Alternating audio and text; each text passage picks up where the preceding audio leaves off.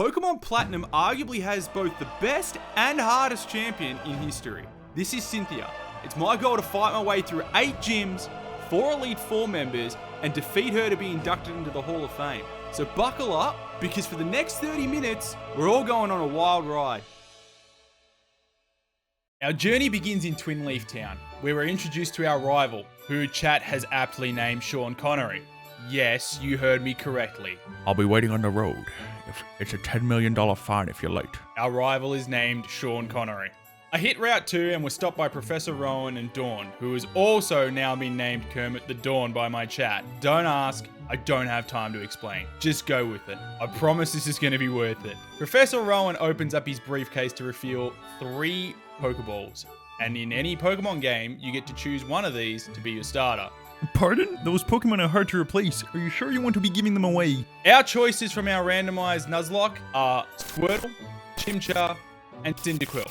I chose Squirtle because anybody that knows me, Squirtle is my favorite Pokemon of all time. We got the running shoes and headed towards the lake where I met Cyrus, the 20-something 70-year-old. The flowing time and space expands. Cyrus is now Emperor Palpatine. After realizing I couldn't catch anything in the grass because we didn't have any Pokeballs, I headed over to Professor Rowan's lab and named Squirtle Simon. I was off to Route 202 and obtained our first 5 Pokeballs, and the Nuzlocke had officially begun. My first few encounters were Maddie the Marill, Sam the Skitty, and Wilbur the Whismer. I paid a visit to old Nana Joy and I was officially off to Jubilife City, where I was introduced to LD1 Kenobi. Hello there. Also known as Looker. He informs us that there's crime afoot, and if we notice anything, we're to notify him immediately. I grabbed my next few encounters with Steve the Surskit, Scott the Seedot, and the absolute legend that's Winry the Wooper. In case you weren't aware, Wooper can have an ability called Water Absorb. Water Absorb grants the user HP if it's hit by a water attack, meaning that I have an immunity to all water type moves. Super duper Wooper useful. It's probably worth mentioning at this point that I leveled the team up quite a bit. And yes, I have 999 rare candies. If you have a problem with that, I would invite you to play a game with me. What's going to be more fun? Watching Mr. Streamer grind levels for 4 hours? Or watching me use a rare candy for 2 minutes? B. The answer is B, guys. And before you say, you're just going to use all the rare candies and overlevel your Pokemon, I'm using a level cap. What that means is that my Pokemon can't be a higher level than the gym leader's ace Pokemon. If it is, can't use it. If it levels up during said battle, that's fine. I can still use it. But if it exceeds it prior to that battle, it cannot be used. After wrapping up the last of the encounters that I need, we catch up with Sean, and he wants to battle us because he's got a new team member. His team now consists of Starly and his starter Pokemon Chimchar. And I mean, this really wasn't even a challenge. Wilbur made very light work of his team and wiped the floor with them. After we beat Sean, he tells us that he's headed for Allbro City Gym to challenge Rourke, our local resident Bogan that chat would have you believe. We get into the city and we catch up with Sean there, and he says that Gym leader's gone off to the coal mine. If you want to take on the gym leader, you better go off to the coal mine. So we head down to the coal mine, find Rorco. Okay, stand back, watch this. Only for him to tell us that he is in fact the gym leader that we've been looking for. Breaks a rock and then runs all the way back to the gym. What's the point? Why did I come down here just so that I had to run all the way back to the gym? Thanks, Rourke. This is the Allbro Pokemon Gym. I'm Rourke, the gym leader. So this gym fight was actually really scrappy. And I mean, really scrappy. I prevailed, but I managed to lose Ernie to Pursue when I was switching out. And also, we lost Maddie the Marill to Headbutt from Cranidos. Rest easy, champions. 1 down, 7 to go. After getting the first gym badge from old mate Rorco, it was off to the Valley Windworks. I encounter a Nidoran right out the front, but, well... yeah, unfortunately, Carl killed it. Damn it, Carl! What is wrong with you? Anyway, everyone say hi to Commander Mars. She's what's known as the Run Killer. And for those of you who are unfamiliar with Commander Mars here, she has a Pokemon called Purugly. Purugly, you guys, has a base speed stat of 112, which for this early in the game is ridiculous. To put that into perspective for you, some other Pokemon that Purugly is faster than. 1, Tornadus. 2, Thundurus. 3, Lugia. 4, Latios. 5. Latias.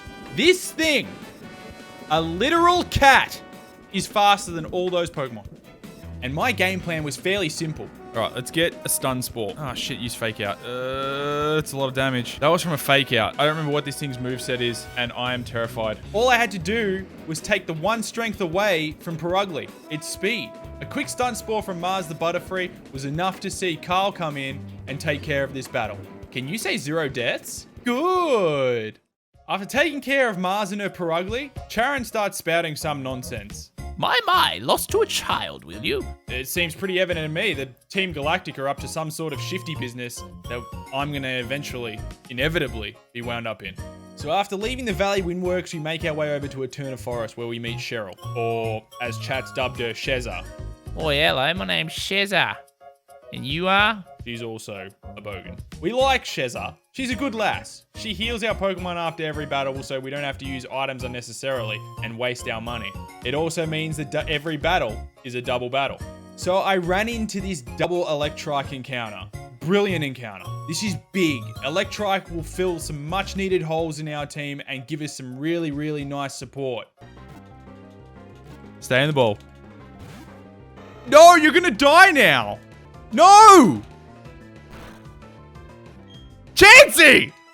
We don't like Sheza anymore. I continued on and we battled a few trainers until I arrived at these 2 psychic trainers that used double Abras. Until this moment, I didn't know what happened in this battle. I firmly believed that Carl was sniped from the rafters 1 kilometer away off stream.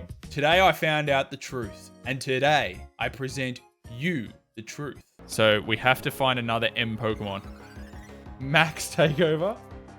He's up the other end of the couch now. He's cracked the shites. Actually, I wonder if you guys can see him if I change the camera view. Can you see him in the corner? Just off to the side? No, you can't. Never mind. Never mind. Wait, what happened? What happened? Not Carl! Oh, no. What happened to Carl? We'll never know. I looked away for 1 second. I took my eyes off him for 1 second. Rest in peace, Carl. Rest in peace. So we leave Eterna Forest and say goodbye to Sheza. We make a beeline for the second gym and meet Gardenia, who chat aptly deemed our local resident Woodstock enjoyer. I'll be waiting for you at the back. Try to not disappoint me. Her team can be quite tricky if you're not prepared for it, especially the Roserade considering it's deceptively quick. What is it with this game and putting really strong evolved Pokemon against you at the start? That seems a little bit ridiculous, does it not? The battle starts and Penny takes care of both the Turtwig and the Cherrim. She then sends in the Roserade, and man was this thing a problem. I make the decision to pivot from Penny to Steve and then from Steve into Shano. Shano closes the fight pretty reliably. 0 deaths. Anybody would have thought I was starting to be pretty good at this game.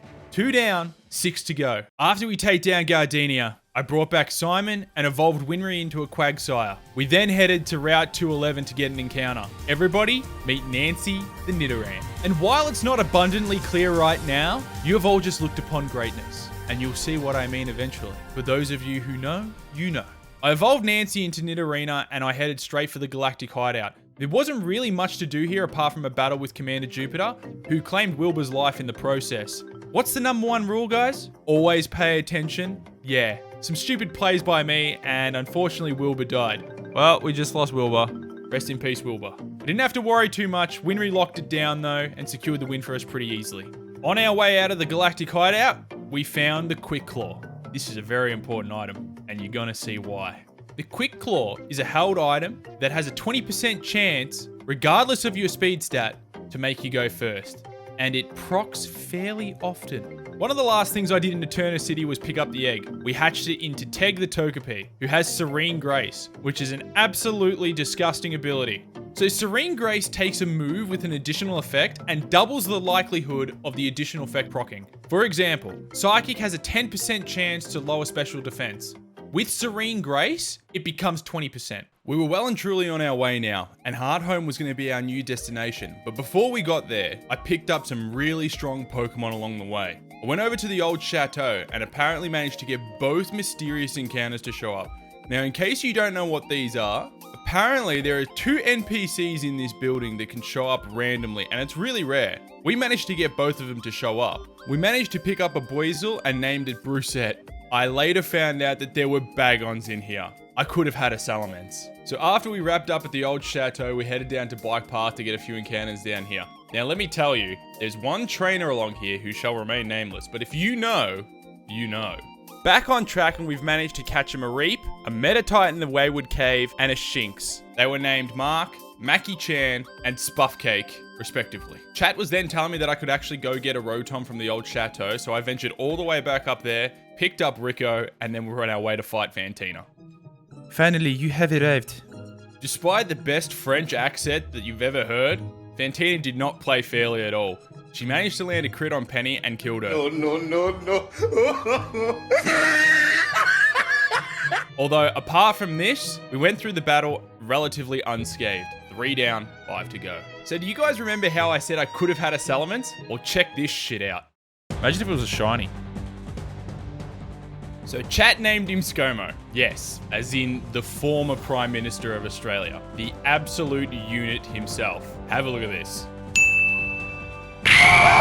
Shelgon was a really great encounter for us. It evolves into Salamence, and Salamence has the ability Intimidate. What Intimidate does is when you switch in a Pokemon with this ability, it lowers the attack stat of the opposing Pokemon by 1 stage. Perfect under Nuzlocke conditions when you're trying to take less damage. Not only this, but Salamence's base stats are absolutely cracked and gains access to some of the best moves in this entire game. I was absolutely thrilled when we encountered this Shelgon. I journeyed through a bunch of different routes and we finally arrived at Veilstone City, and the leader of this city is Maylene. She specializes in fighting type Pokemon. Holy crap! Let me tell you, when I say that I had the worst time with this gym puzzle, you gotta believe me. You guys in chat all gave me shit constantly throughout this whole gym puzzle. Yeah, I'll even speed it up for you.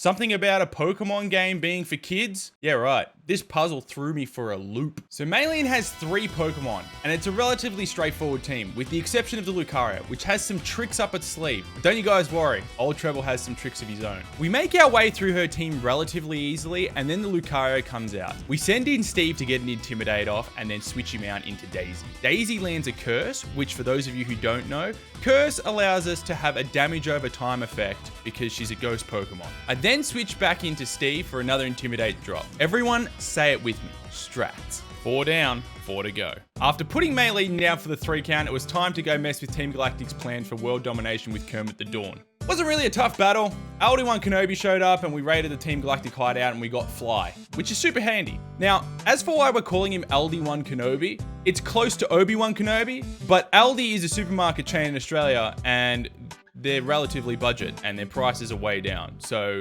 chat was likening my impression to a budget version of Ewan McGregor. Hello there. And off to Pastoria City we go. Nothing too exciting really happens on the way there, but I do manage to get a few encounters. Everyone say a hi to Timmy the Totodile, Oddish the Onyx, Fushi the Aron, and SFK the Pikachu. Sorry, Moxie. Upon arriving in Pastoria, we head for the gym, but before we can even enter, we have to fight against Sean Connery. And chat's given him another name, Mr. Plow. He's around at Mark Speed and plows into everything. Anyway, welcome to Macho Man Randy Wake's gym. Welcome. I don't get challenged very often. We made some revisions to the team before we entered, and this was the one that we took. Super straightforward fight, right? Wrong. The fight started out with us getting flinched by Waterfall, and it also knocked us into crit range. Then I almost lost Scott the Nuzleaf to some bullshit on the back of a pivot. Yawn put us to sleep. We then got hit by Ice Fang, and then we woke up into a flinch. No way! Fortunately, Scott lived, and then the Aquajet missed Rico. Not out of the woods yet though. Floatzel almost killed Rico with a crunch, but I managed to land a crit and seal the win. Talk about stressful. This thing has coverage out the wazoo. It doesn't matter. It doesn't matter. 5 down, 3 to go. Upon the conclusion of the gym battle, it seems as though Team Galactic has been up to no good and have let off a bomb, conducting a bunch of testing in the process. It's up to us to chase down the Galactic Grunt and make sure he doesn't succeed. We eventually catch up to Peter Griffin, the Galactic Grunt, and Rico took care of him pretty easily. Then Cynthia shows up and hands over some medicine to help the roadblock of Psyduck on Route 210. I guess that's where we're heading next. Sure enough, once we are through, Cynthia shows up again and asks us to deliver an old charm to her grandma in Celestic Town. Naturally, we decline. Not once, but twice. So can I be real with you guys for a second? Is there anybody here that likes defog, or the fog mechanic for that matter? I personally hate it. Why would I want to give up one of my good moves or good Pokemon, especially in a Nuzlocke, to teach defog, just to get through this area? I can see pretty much nothing now. It slows the game down way too much. It's really frustrating to deal with, and I hate it. Rant over. I finally managed to catch up to Cynthia's grandmother, who absolutely roasts the ever-living shit out of this grunt. The poor bloke wasn't expecting this. He explains to us that he wants to blow up Celestic Town. Wait, he wants to blow up what? Okay, I know this just happened in Pastoria, but when did the Pokemon Company decide that bombings was going to be a good plot point? I deliver the charm to Cynthia's grandma, and she tells us the legend of Sinnoh, and how there were 3 deities and 3 Pokemon to match them. I'm presuming this is in relation to the Lake Guardian trio. She's interrupted by Cyrus. Naturally, he challenges me to a battle, and he loses, and we get the HM for Surf. So up until this point, the team's been chugging along really nicely. We have a couple of really strong Pokemon that have really good synergy together. So naturally, I'm feeling a little bit confident about challenging the 6th gym leader. That is until we have to battle our rival at Canalave City. Guys, he murdered Rico. He murdered Rico in cold blood. Roll the footage. 100%. No way! No!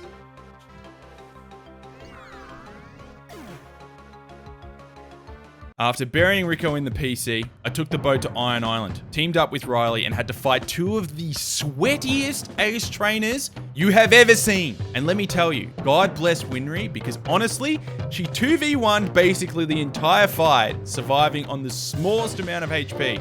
You live this. You live this.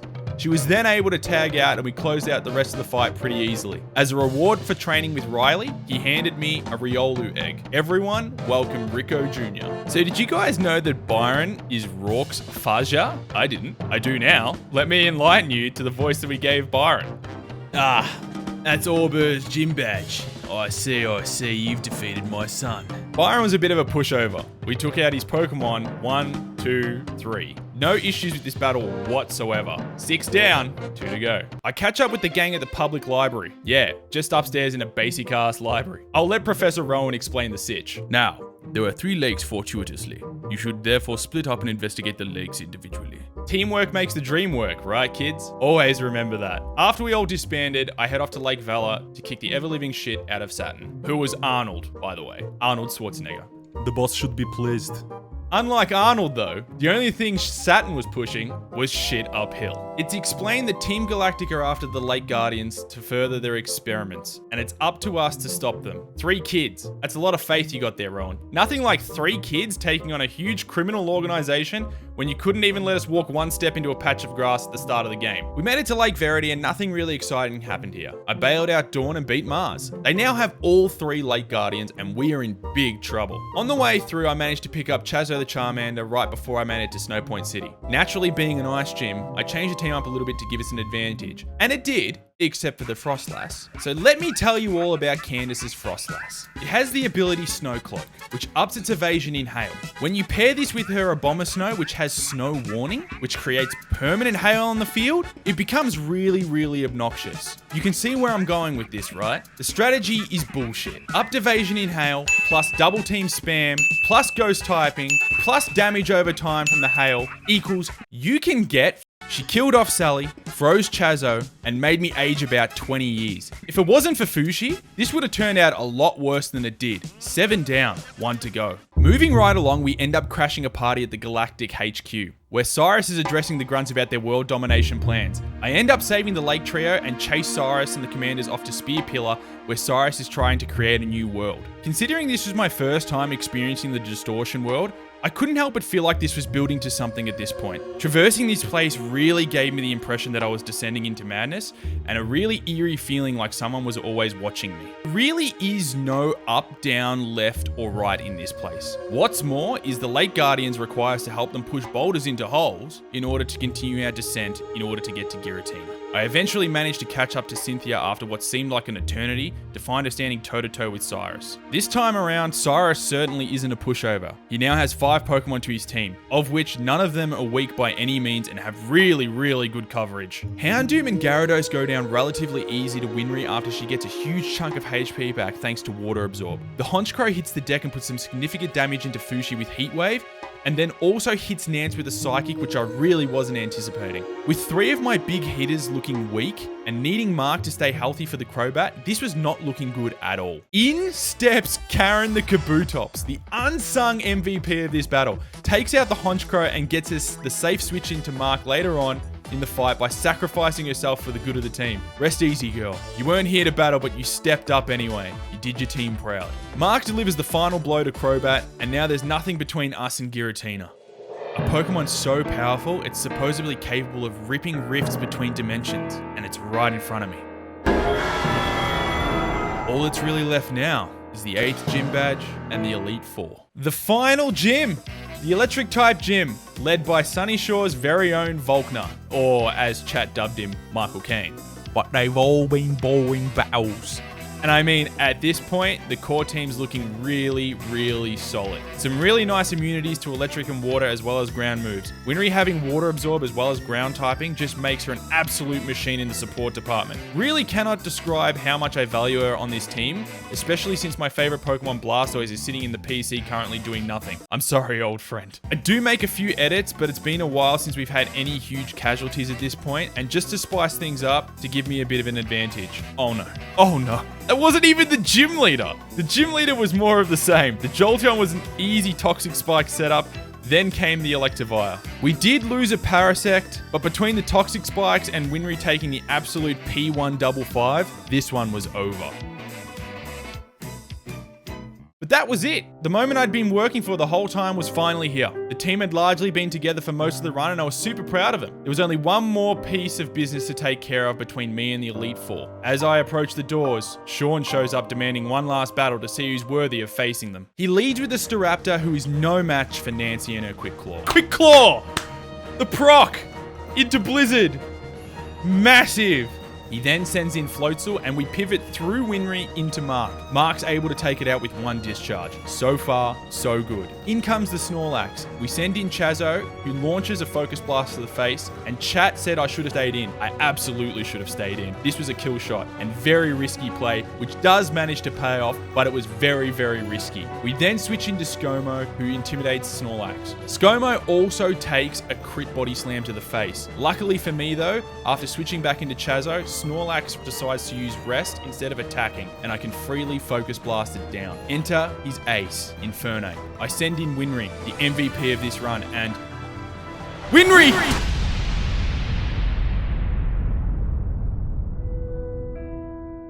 My carelessness and overconfidence saw Winry fall. She didn't deserve it. This all could have been avoided. Winry, who came to us as a little whooper, who had saved us on so many times from defeat. The guilt I felt, knowing that I could have kept Chazo in and just used Wing Attack, and Winry would still be here. I'm sorry, Winry. I let you down. I started making poor decisions. Alright. Infernape also takes down Chazo at this point, and I thought I was going to lose. Rico takes out the Infernape luckily, and Skomo cleans up the Roserade. I was through it, but it was time to rebuild the team and push forward. The final stretch of this run. The Elite Four. This was the team that I landed on. First up was Aaron. His team consists of Bug-type Pokemon and Drapion. Certainly not a bunch of pushovers at all. My main concerns were the Heracross and the Scizor, just due to the fact that they're offensive powerhouses with diverse movesets. The battle starts, and I miss Thunder on Yanmega. Fantastic stuff. Especially since Discharge is a kill. I swear I'm good at Pokemon, guys. Heracross arrives boasting a fat-ass moveset. It's got Mega Horn, Close Combat, Night Slash, and Stone Edge. Did I also mention that this has an 125 base attack stat? Yeah, this isn't good. I make one mistake against this thing and it's GG. I decide to switch into Skomo, who intimidates the Heracross. Honestly, guys, Salamence is stupid. I guess it makes sense that it has Intimidate because it's a big-ass dragon. Why does this thing have Intimidate and these stats? Busted. Bastard! ScoMo eats the Megahorn from the Heracross and then uses Fly to kill it off. Drapion comes out and I switch to Rico Jr. who hits an Aura Sphere. I then switch into Nancy who almost died to an Ice Fang, but she hung in there like an absolute champion. That's exceptionally bad. Kill. Kill, Nance. Kill. The Scissor comes out. Fire Blast, Scissor dead. Vespiquen, no problem. 1 down, 4 to go. Next up is Bertha, and she specializes in ground-type Pokemon, as you can clearly see. We have a major problem with one of these Pokemon. Do you guys know which one? I'll give you all one guess. If you said Gliscor, you would be correct. It has the perfect coverage on my team. Every single one of its moves can either wreck my Pokemon or hit them neutrally. Just look at its moveset. A pseudo Bolt Beam combo is no joke, guys. Backed by Fire Fang and a Stab EQ, as well as an Electric immunity, this thing's an absolute monster. If all that wasn't bad enough, it's fairly quick, has a decent enough attack stat, and it isn't susceptible to Intimidate due to Hyper Cutter. Bertha leads with the Whiscash, who is completely terrifying because we have no grass type moves at all. The only reason I have ScoMo leading is for the Intimidate and probably matches up best out of all my Pokemon. He manages to make light work of it. Golem was up next and I switched ScoMo out. Enter Nancy, who looks Golem dead in the face, even with Sandstorm up providing a special defense boost, and said, "You aren't even on my level." Roll the clip.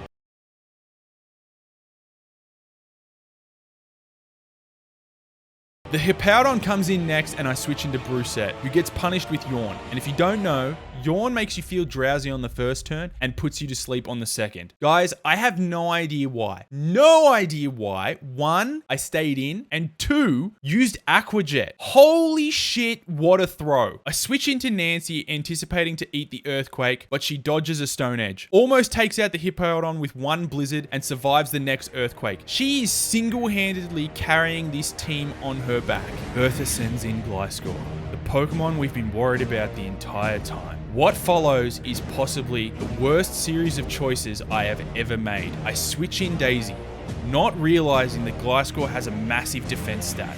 I go for Shadow Punch. No dice. I then switch in ScoMo thinking Intimidate would be a good idea, forgetting it has Hyper Cutter. No dice.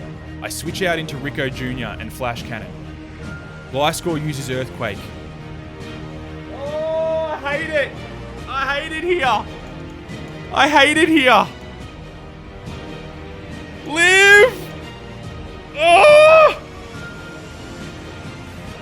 I hate this! It's probably cost me this run. Salamence for Intimidate, yeah, into Hyper Cutter. Oh no! Daisy's gone as well. Our back's against the wall. Mark bursts out.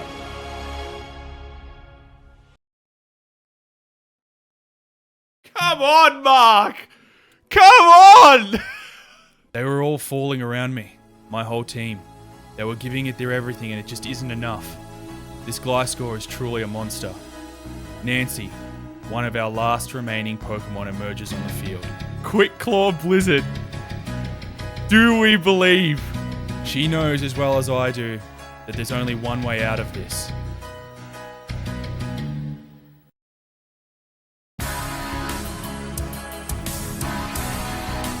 No way!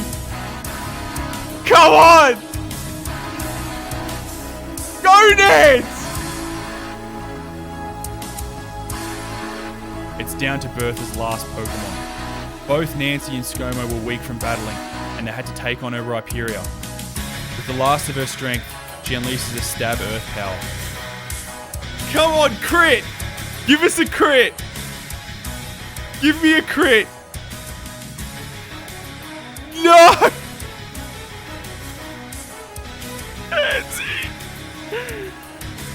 Dodge!